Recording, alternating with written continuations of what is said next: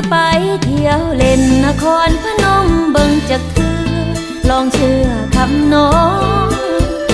สาวนครผิวเหลืองอ่อนดังทองยามสาวลมลอยลง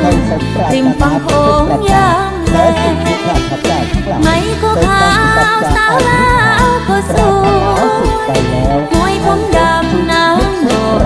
ก็ใสสวยแท้คือสาวผู้ไทยสวยบาดใจชายสาวย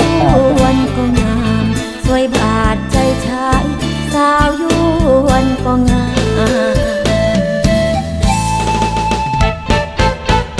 ของเจ้าเอ๋ยไหลหลังดังน้ำใจชาวอีสาน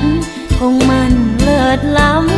ำหากแม้นใครไปพบเจ้างามคำคำชะอีก็งามมุกดาหารยอดกระทู้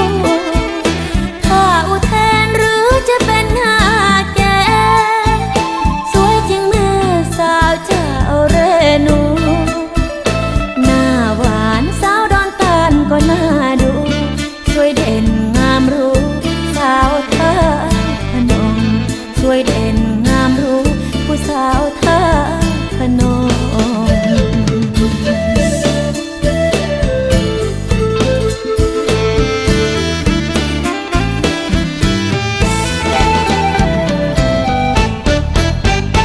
ไปเล่นนครพนมกับน้องบ่อยากให้อายไปพ่อละสาวน้อยนอผู้ไทยอีสานไกลบ่แพ้แต่ใจนางนั้นชื่นชุนดอกแก้พี่ชายเอ่ยคันนั้นพี่อยากได้ละเอาไว้ถ้ากลอมซองกระจังแม่นกาเฮาวอนอยากสอนเสื้อขน้ำเด็กผมเจ้าเพกลางเอ่ย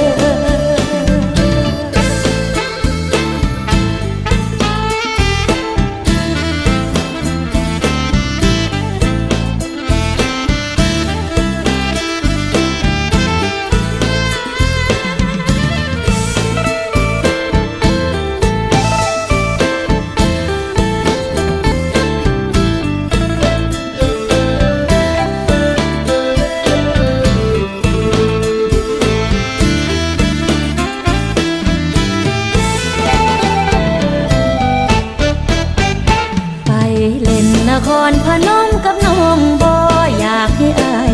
ไปพ่อละสาวน้อยนอผู้ไทยอีสานไกล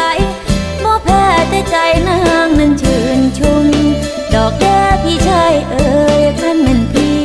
อยากได้ละเอาไว้ถ้ากลอมซองกระจัง